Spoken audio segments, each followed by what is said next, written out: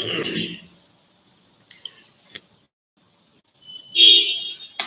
afternoon, friends, colleagues, seniors, juniors, and those aspiring to become HR professionals. Good afternoon to all of you. Here I am back with another topic, and today's topic will be HRM and rational arguments. I repeat, today's topic of discussion will be HRM and rational arguments.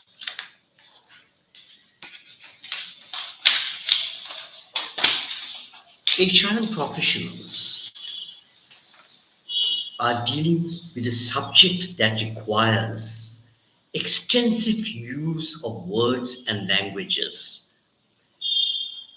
and the skills to persuade, to convince the other party, to exchange ideas and give reasons that carry weight. Those in this profession need to understand how to put forward a case, and that requires an understanding of the art of reasoning, which I have referred to as rational arguments. Here, my main focus is to sharpen our skills of reasoning and arguments carefully without rocking the boat to some extent.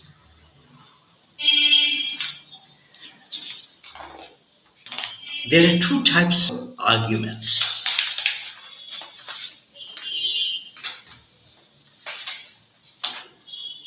instrumental arguments, which require no reason.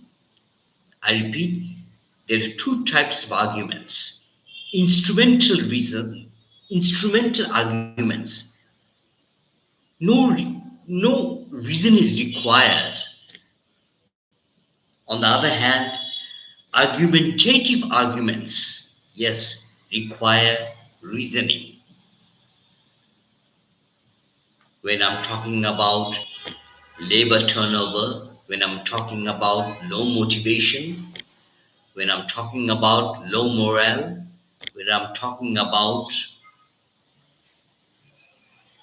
increased grievances, yes, I have to put forward a rational argument for people to accept it and understand what I'm saying, which will be based on facts, not really my opinion.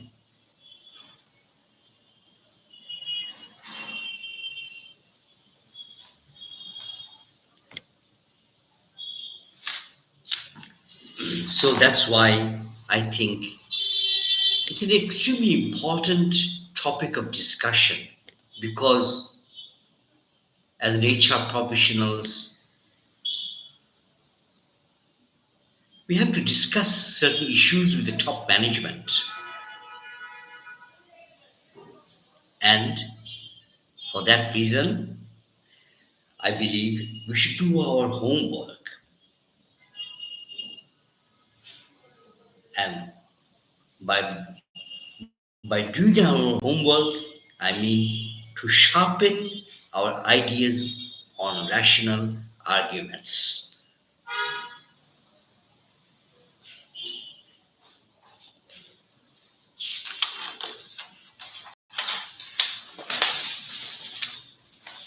Sound reasoning is based on 6 principles.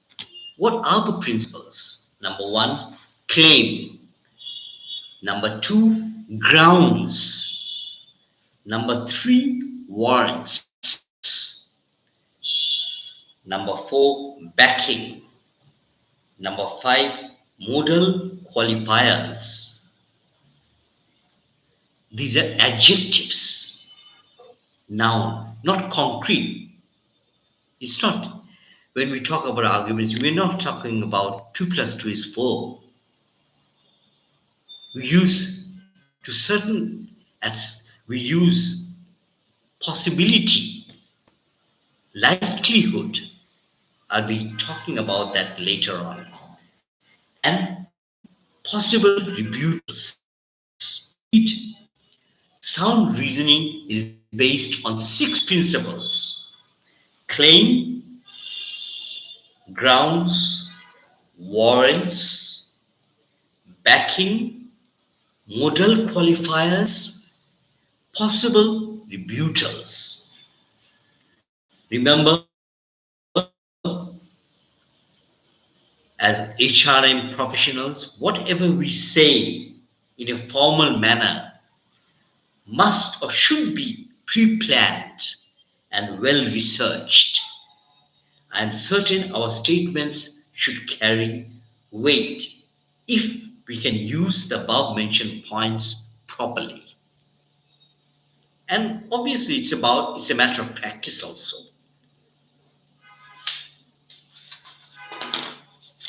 Now, the first point is claim.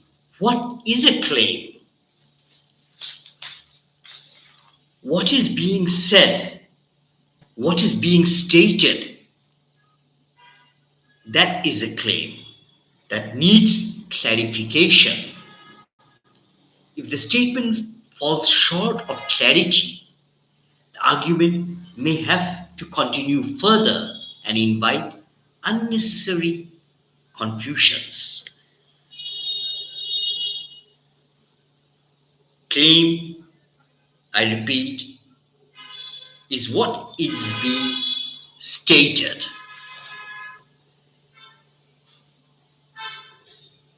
Just imagine, many years ago, I was attending a dinner party with an industrialist. Suddenly, the industrialist came and said, "My organization lacks motivation. There seems to be low motivation within my organization." I think it was 30 years ago. I can't remember exactly. But yes, at that time, I have to admit, I was not a good conversationalist. Even today, I'm not a very good conversationalist. But I think I'm a little better than 30 years ago.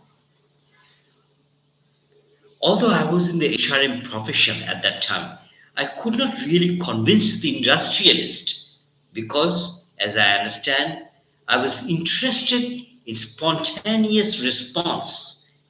But today, I shall take my time to respond. That's the difference between experience and inexperience. Before, I wanted to answer, but now I'll take my time to respond. And first of all, I need to understand what the industrialist is saying. I must understand the claim. He's saying my organization lacks motivation. There seems to be low motivation within the organization. Today, I'll ask the question, based on what grounds are you saying this? I need to understand where the entrepreneur or the industrialist is coming from. That's why my question to him will be, why are you saying that there is a low motivation? What are the signs that you've seen that you made your conclusion based on the sounds that there is a low motivation? I need to understand why the industrialist is saying so.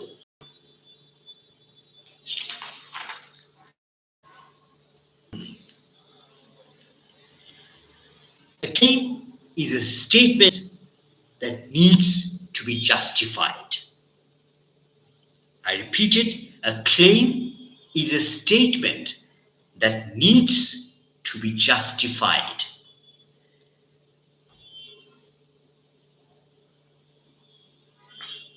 Today, when I think back today, yes, there might be probable answers, but I will not answer immediately. I'll take my time. I'll think about low motivation.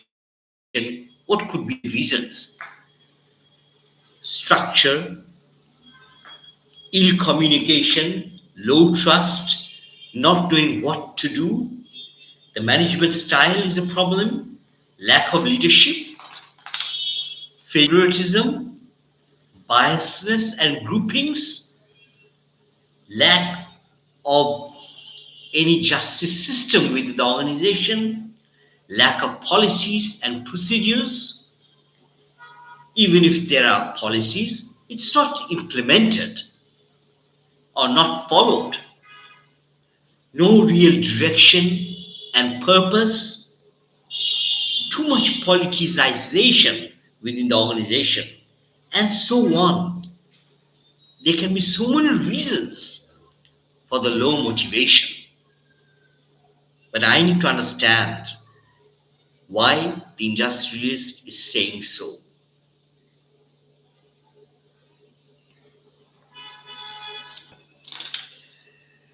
I'll have to find out if given an opportunity. Yes, I'd like to find out the real causes.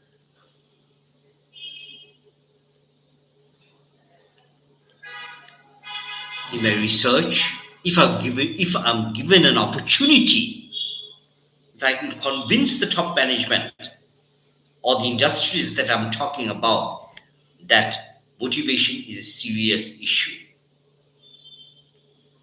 And in order to understand motivation, I need to observe the patterns and variances of the labor workforce. I'll be using Herzberg's theory to some extent, where Herzberg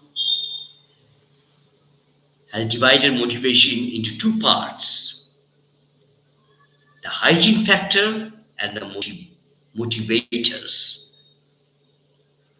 Extremely powerful and important and thought-provoking theory given by Herzberg related to motivation, where he has divided motivation into two parts: the hygiene factors and the motivators.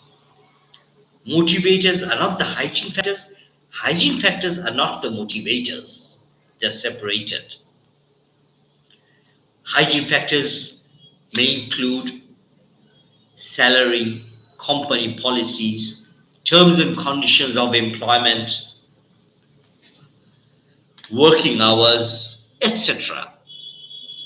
Motivators are promotions, learning and training, challenges, being inspired, career progression, etc. These are motivators. Without these elements, yes, a person may become demotivated.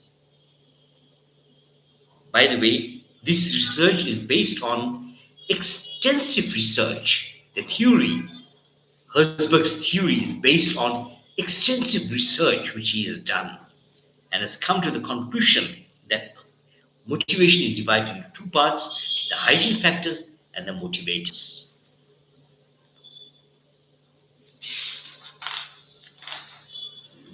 The point is, refrain from making generalized statements without understanding the claim in a formal situation. I repeat, refrain from making generalized statements without understanding the claim in a formal manner.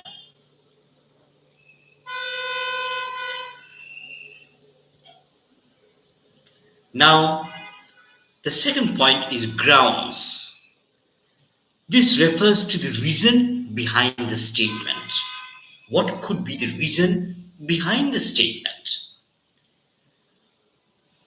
Here, what is desirable is a factual data, information, the logic that ought to come from homework. By homework, I mean research. What does research mean? Divide the word into two parts. Research. Re means to repeat again and again, to search for something. Combined, it becomes research. So I'll try to research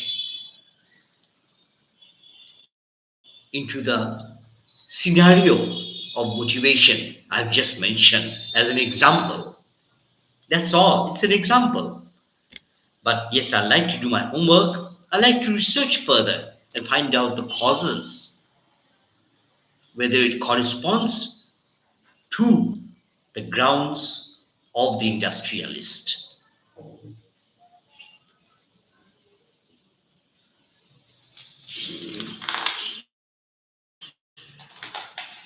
Warrants. This refers to law, principles, theories, legislature, rules, rule of thumb, policies, and procedures. The HRM practitioner must understand in order to justify a statement. Reference may be needed from cited research or law or legislation, policies or procedures must be cited in the argument. Why? To strengthen the argument.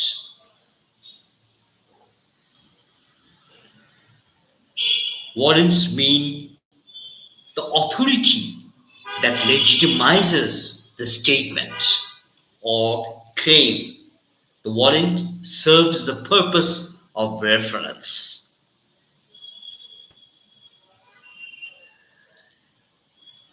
The most important point in any argument is to make the argument compelling.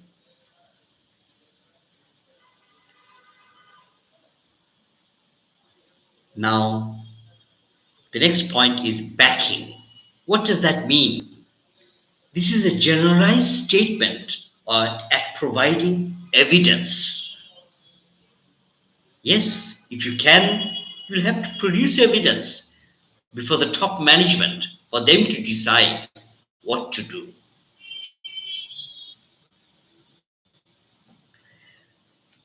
Evidence means facts, the truth of something or untruth of something. Evidence means facts indicating the truth of something or the untruth of something. It serves the purpose as proof of something that is in action or in existence. Hearsay evidence is no evidence at all according to law. I need evidence. I need evidence to put forward and strengthen my case. If I say labor turnover is high, yes, I have to justify that. If I say increased grievances, I'll have to quantify that and justify the statement.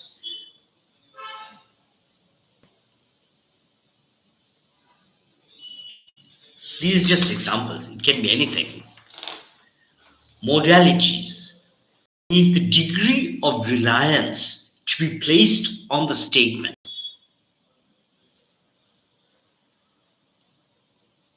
Here, the strength, for example, 2 plus 4.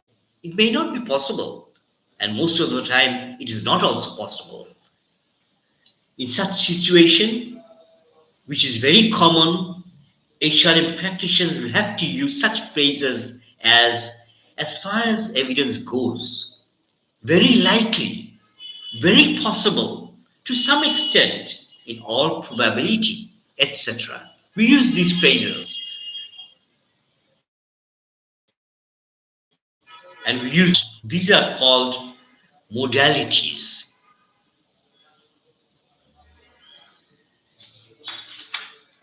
where I'm trying to describe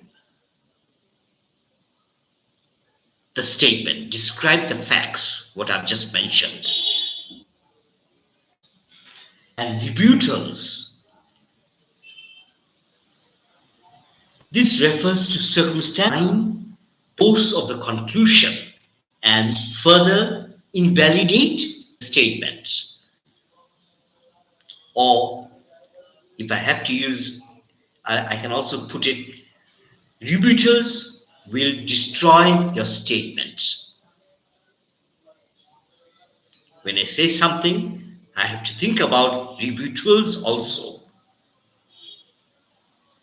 I was thinking ahead. This is what I'm talking about doing my research, trying to find out rebuttals where my statement is nullified.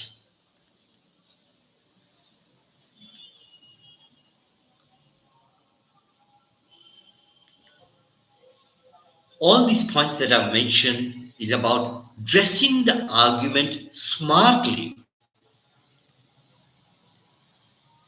And the points that I've mentioned is claim, grounds, warrants, modalities, backing, and rebuttals.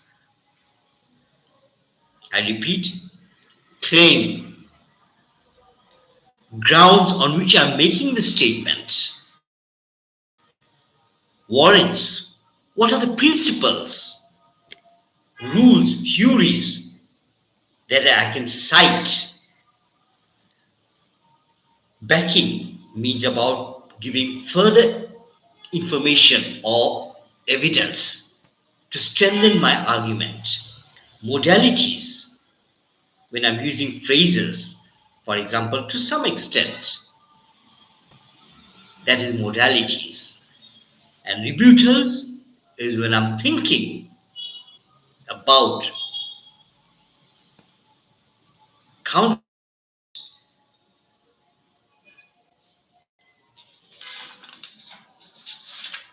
My friends, it's a difficult topic. It requires practice, and I'm no master of any arguments. But